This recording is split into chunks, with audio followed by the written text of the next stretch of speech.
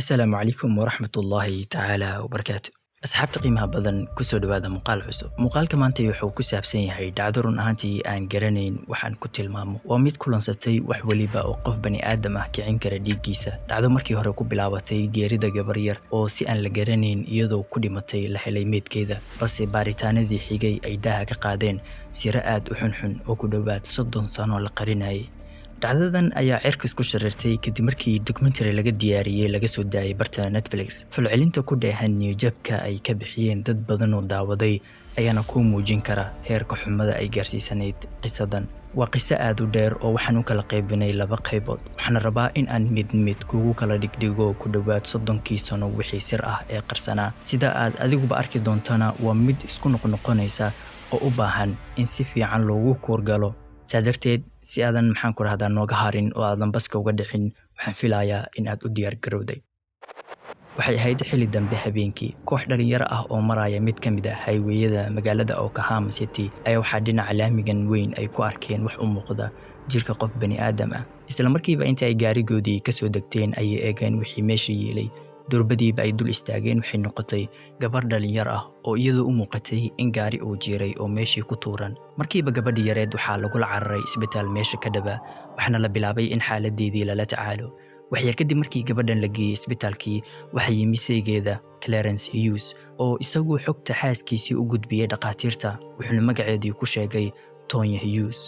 Tonya waxay ka shaqayn jirtay oo ay dancer ka ahayd club ku yaala Tulsa. waxayna haysatay canug 2 jir ah oo lagu magacaabo Michael. ilaa markii Clarence uu yimi isbitaalkii dhaqaatiirtu aad uma cajibin qaabkiisa. ugu horeen Clarence wuxuu u muuqday ugu yaraan in uu jiro 2 jibaar da'da Tonya. sidoo kale dhaqaatiirtii waxay qayb badan oo jirka gabadhan yar kamida ay ku arkeen nabaro iyo dhaawacyo aan ahayn kuwii la qiyaasayay in ay shilkii ka soo gaareen. nabaradan waxay ahaayeen kuwo muddo ku raagay jirkeeda waxayna u muuqatay nabaro ay ka dhaxashay jirdil loo geystay ayada. kadib markii ay Clarence arkeenna Alore aad ay uga shakiyeen. inta waxa u sii dheeraa Clarence cidna uma ogoleen in ay gabadhan soo booqato. xilliga uu isbitaalka ka maqan yahayna wuxuu kalkaaliyaashii kula dardaarmi jiray in cidna aysan u qolkeeda, balse intooda badan hadalkiisii ma dhageysan jirin oo dhowr jeer waxay u ogolaadeen in gabadhan ay booqdaan hablo ay iskala shaqayn jireen kalaabkii. nasiib darro 5 maalin kadib Tonya waxay ku dhex geeriyootay isbitaalka. gabdhihii asxaabta la ahaa Tonya ee ay iskala shaqaynayeen kalaabkii ayaa markiiba waxay bilaabeen in ay raadiyaan reerka gabadhan si ay malaha u wargeliyaan geerida gabadhooda maadaama ay iyagu horay aysan u arag reerkeeda misna hadeer aysan isbitaalkii ugu iman oo saygeeda oo kaliya uu joogay. nasiib wanaag mid ka mid ah gabdhihii ayaa waxay heshay nambarkii hooyadeeda isla markiina way la xiriireen iyagoo u sheegaya in gabadhoodii Tonya Hughes ay geeriyootay, balse waxay rumaysan waayeen jawaabtii ay dhagahoodii ku maqleen. iga raali noqo, gabadhaydii waxay dhimatay 20 sano ka hor 18 bilood oo kaliya ayayna jirtay.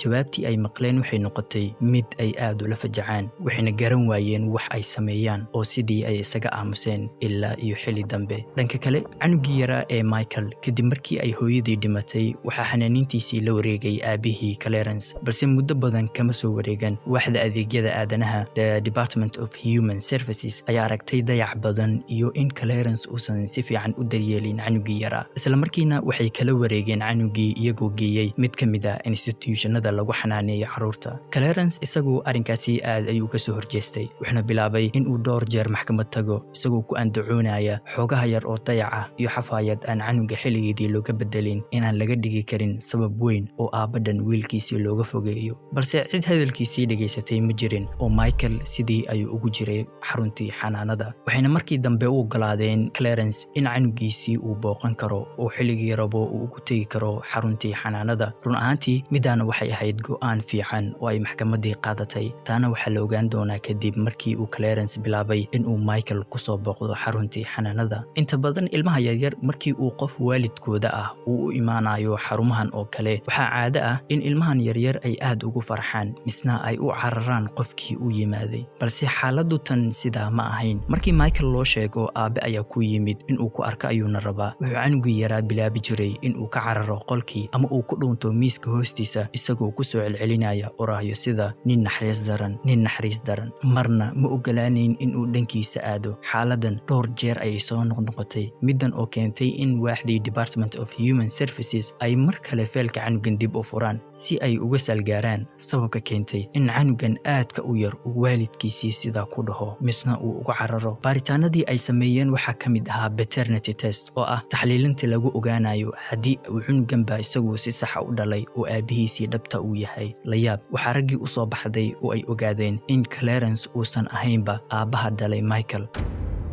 taana waxay ahayd meeshii Clarence looga reebay Michael iyo xuquuqdii markii hore loo siiyey oo ahayd inuu soo booqan karo. sida aad filan kartaaba Clarence middaa marna ma qaadan, wuxuu ku adkaystay in Michael uu yahay canugiisa saxda ah sidaana uusan uga harayn oo markan wuxuu bilaabay in uu awood adeegsado. 4 sano markii laga joogo xilligii ay Michael hooyadiisii geeriyootay September 12, 1994, Clarence ayaa wuxuu yimi iskuulkii uu dhiganayay Michael isagoo maamulihii iskuulka ku qabtay qori kuna yiri anigu waxaan u soo baxay geeri oo diyaar ayaan ahay, adna haddii aad ii samayn weydo sida aan rabo waad ila dhimanaysaa. wuxuu ku amray in uu Michael ka soo bixiyo fasalka iyadoo cidna aysan ogaan, wuxuuna sidii ku abduubtay Michael iyo maamulihii iskuulka ayaa markii dambe laga helay isagoo ku xirxiran geed ku yiilay meel xoogaha u jirta iskuulka, halka Clarence uu sidii kula baxsaday Michael oo uu ku afduubtay. kadib afduubkii Michael waxaa kiiska canugan yar markiiba gacanta ku dhigtay qoladii FBI-da. Joe Fitzpatrick oo ahaa agentigii u xilsaarnaa kiiskan ayaa markiiba bilaabay in uu soo ururiyo dhammaan feelashii Clarence Hughes. Agent Joe oo isagu baaritaan kula jira feelashii uu gacanta ku soo dhigay ayaa waxay indhihiisu qabteen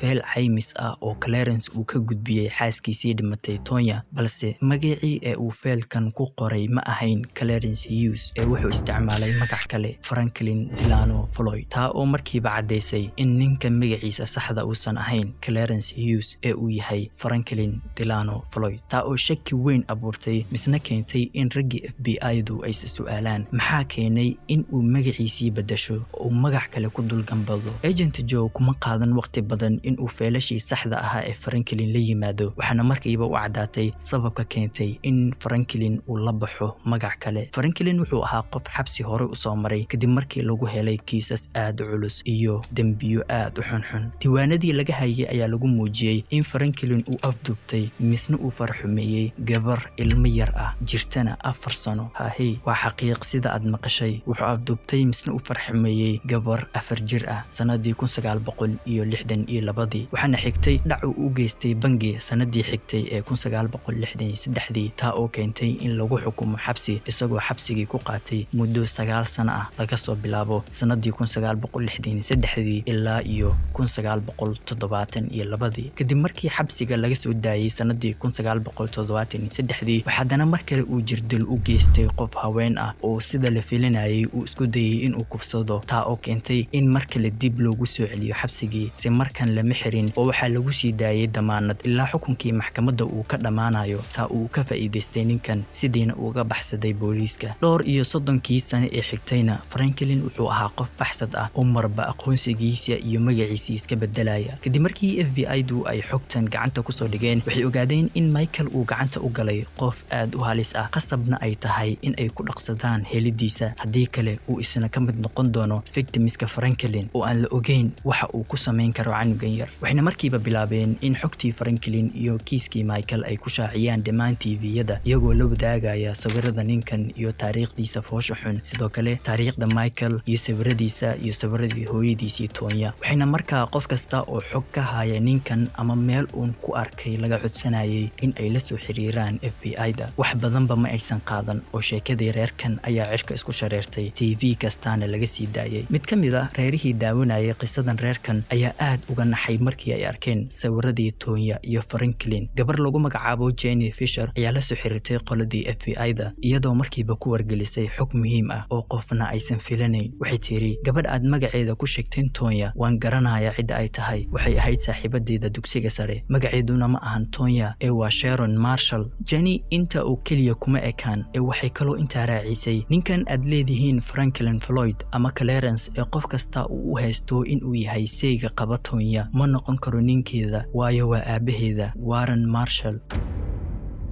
tani waxay ahayd xog ay xitaa FBI rumaysan waayeen misna ay ka dhaadhici weyday. sidee ku dhici kartaa in aabadhan uu ku guursado gabadhiisa? waayo waraaqadihii ay isku guursadeen oo dhan ayay hayaan oo hortooda yaala. sheeko fudud, balse Jenny meesha kagama sii harin oo waxay dib ugu laabatay iskuulkeedii dugsiga sare, waxayna bilowday in xogtii Sharon ay banaanka keento, sawiradii ay isla gali jireen, kuwii laga qaaday iskuulka iyo dhammaan dokumentiskeeda. Sharon iyo Jenny waxay fasal isla dhigan jireen 1984 iskuul ku yaala magaalada Arizona. waxaana dhammaan qof kasta oo iskuulka jooga gabadhan uu ku yaqiinay in ay ahayd ardayad dadaal badan, misna sidoo kale caaqil ah oo maskax alle u dhiibay. waxay weligeedii ku hami dheereed in ay mar un noqoto injineeriyad ka howlgasha samaynta diyaaradaha iyo dayax-gacmeedyada hawada sare. wayna ka dhabaysay oo intii aysan iskuulka ka qalin jibin ay jaamacadda Georgia Tech, Georgia Institute of Technology ka heshay scholarship ay ku baranayso maadada ay ku riyoonaysay. Jenny waxay sheegtay in Sharon ay la noolayd aabaheed oo keliya, aadna ay uga xabsan jirtay oo wuxuu ahaa qof aad u dabeecad qalafsan. markii ay wax ka weydiisay hooyadeedna waxay u sheegtay in hooyadeed ay ku geeriyootay shil xilli ay dhiganaysay fasalka labaad ee dugsiga hoose. maalin maalmaha ka mid ah, Jenny Fisher ayaa waxay hooyadeedii u ogolaatay in ay hal habeen kusoo dhaxdo guriga saaxiibadeedii Sharon. sida Jenny ay sheegayso, habeenkii iyada iyo Sharon waxay seexanayeen qolkii Sharon, balse ka hor inta aysan seexan iyagoo dharkoodii iska bedelaya misna isku diyaarinaya ayaa hal goor Sharon aabaheedii Warren usoo galay qolkooda asagoo sita qori aad u weyn. gabdhihii aad ay u qaracmeen waayo markii uu soo galayay dhar ma aanay xirnayn. sidoo kale aad ayuu ugu qeyliyey, wuxuuna yidhi waan soo noqonayaa, asagoo sidaa uga tagay. habeenkii xilli dambe ayuu Warren dib ugu soo laabtay qolkii gabdhaha, wuxuuna madaxa qori ka saaray Jenny isagoo ku amray in ay wejigeedii daboosho. wuxuuna sidii ku kufsaday gabadhiisii Sharon iyadoo maqlaysa. gabdhihii iyagoo aad u qaracan ayuu waaga ugu bariyey. markii la gaaray xilligii ay iskuulkii aadi lahaayeen, Sharon inta ay Jenny u timid misna laabta gelisay ayay ku tiri, adigu waad nabad qabtaa, anna waan nabad qabaa, fadlan iska ilow wixii xalay dhacay, afkaaga ha furin. aabe waa iska sidan.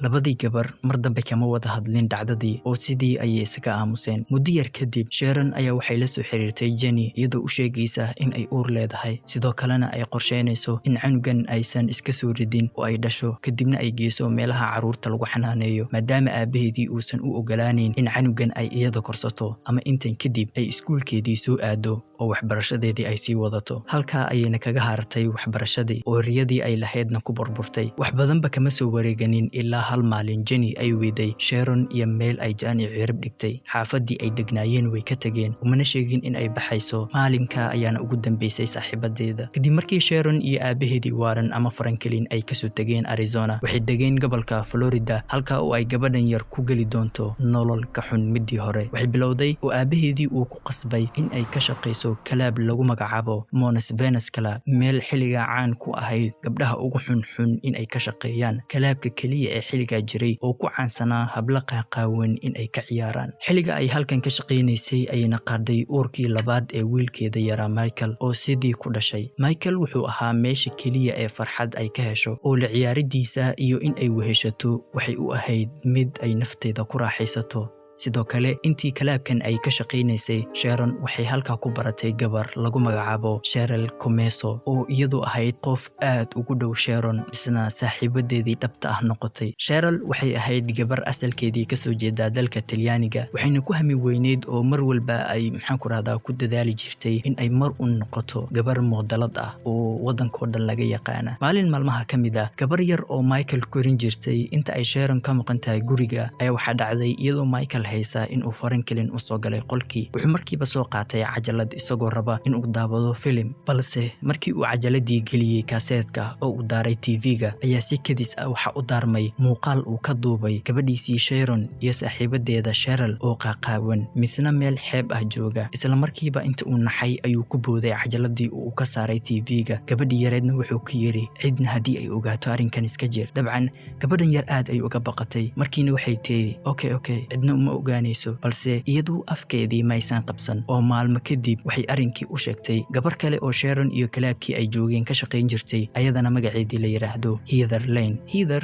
markii ay sheekadii maqashay inta ay Cheryl u tagtay ay arrinkii weydiisay. Cheryl ayaa markii dambena u qiratay Heather in Sharon aabaheeda uu ka dhaadhiciyay haddii sawiradan iyo muuqaaladan uu ka duubo in uu u diri karo rag ka shaqeeya baararka u waaweyn waddanka, moodalnimadii ay rabtayna si degdeg ah ay ku helayso. Balse markii dambe uu isku dayay in uu si xoog ah ku kufsado si ay la dagaashay oo ay iska fujisay. Warkii dhacdadan kuma dhex ekaan kalaabkii oo dhammaan xaafadii ayuu gaaray in Sharon aabaheeda uu isku dayay in uu xoogo gabadhiisa iyo saaxiibadeeda. Markii uu warkii si xun u faafayna hal goor ayay waxay Sharon iyo aabaheedii ka soo tageen Florida oo meel ay ka baxeen lama arag. Balse Heather Lane iyadoo lama yaabneen in Sharon iyo aabaheedii ay magaalka ka tageen oo way ogeed in ceebtan laga faafiyey ay magaalka ka saartay. Se waxay la yaabanayd in saaxiibadeed Cheryl laftirkeeda ay weysay meel ay jaan iyo cirib dhigtay. Sharon iyo aabaheedii isla markii ay ka soo tageen Florida waxay yimaadeen New Orleans. Sharon waxay la baxday magacii Tonya, Warren Marshallna wuxuu la baxay Clarence Hughes. labadaasi magac cusub iyagoo wata ayuu Franklin wuxuu guursaday gabadhiisa, waana meesha halkan ay dhacdadan oo dhan ka soo bilaabatay oo Tonya ay ku geeriyootay. Dib aan ku soo celiyo oo xogtan oo dhan waxaa la helayaa intii lagu jiray raadinta Franklin iyo halkii uu geeyay Michael yare. Weli raggii FBI-du ma helin xog ku saabsan meesha hadeer uu ku sugan yahay Franklin ama Michael. Sheekadii ku bilaabatay oday afduubtay canug yar oo aabihiisii inuu yahay sheeganaya waxay isku bedeshay mid ka sii daran oo sir aad u xunxun daaha laga qaaday. Xog kasta oo cusub oo sheekadan ku soo kordhana waxaa laga sii daanayay TV-yada, wuxuuna kiiskan sii noqday mid si xad dhaaf ah loo hadalhayo, ku dhawaad meel kastaana laga daawanayo. Dadkii la soo xiriirayay qoladii FBI-dana ay aad u sii badanayaan. Mid ka mid ah shakhsiyaadkii dariska la ahaa Franklin 1970-yadii ayaa isagu markan la soo xiriiray qoladii FBI-da. Wuxuu markiiba la wadaagay sawir uu ka hayay Franklin iyo gabadhiisii Sharon oo aad u yar, 5 jir ilaa iyo 6 jir oo kale ah. Ugu horeen sawirkan uma muuqan mid wax weyn ku soo kordhin kara kiiskan, balse Agent Joe oo isagu sida caadada ahayd ba kiiskan ku mashquulsanaa ayaa mar uu niyadiisii waxaa ku soo dhacday in ay wax qaldan yihiin. Markii ay Sharon dhimanaysay sanadii 1990kii waxay da'deedu ahayd 20 jir. Saadarteed haddii aad dib u xisaabiso gabadhan waxay dhalatay sanadii 1969kii ama 1970kii. Haddii aad dib u xasuusatana waxay FBI-du soo ogaadeen in Franklin uu xabsi ku jiray intii u dhaxaysay 1963 ilaa iyo 1972. Saadarteed waxba macquul ahayn in Franklin 9 sano ee uu xabsiga ku jiray in uu qof la kulmo ilmanu ka dhalo, waayo cidna looma ogoleen in ay xabsiga ku soo booqato. Si kale haddii aan u dhahno macquul ma ahayn in Franklin uu ahaa aabihii dhalay Sharon,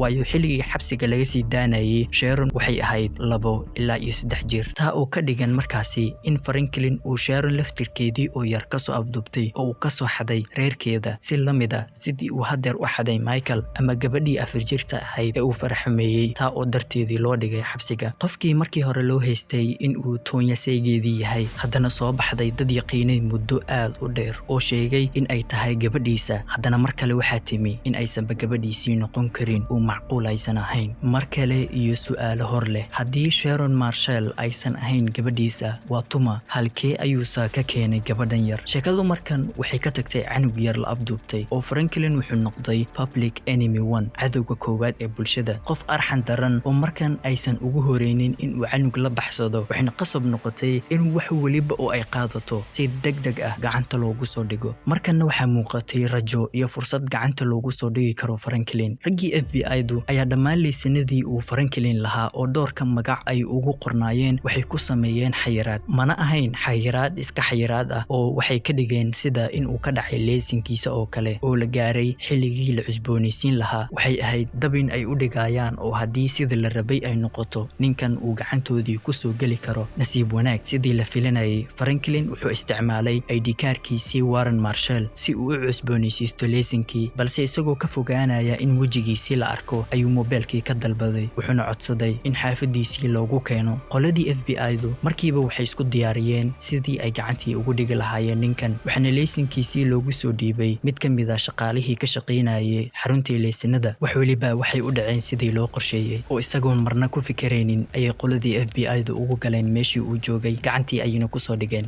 tani waxay ahayd mid neef weyn ka fujisay dad badan in mar uun gacantii lagu soo dhigay misna ay waxaanoo dhan soo afjarmi doonaan sida la qiyaasayay balse sheekadu sidaa uma fududaanin oo Franklin waxaa laga soo saari waayey halkii uu geeyey Michael wuxuuna ka bixi waayey ma garanayo meesha uu joogo Michael waa wiilkayga waana jeclahay waxaan rajaynayaa in ay dhawaan heli doonaan. My son, I love him very much. I hope that they find him.